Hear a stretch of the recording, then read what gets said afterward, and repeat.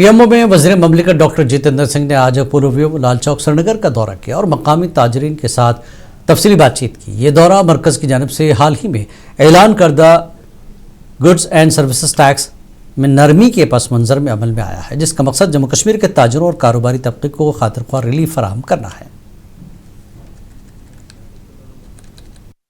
मैं ये कह रहा था कि वादी कश्मीर के इन पुरखेज फिजाओं में आज हमारे साथी निकले हैं जश्न मनाने को, जो वजीर आजम मोदी साहब ने GST में रियायत दी है। और ख़ास तौर से कश्मीर में चूँकि यहाँ का कपड़ा, यहाँ की गारमेंट इंडस्ट्री बहुत मकबूल है दुनिया भर में, उसको एक बहुत बड़ी राहत मिली है।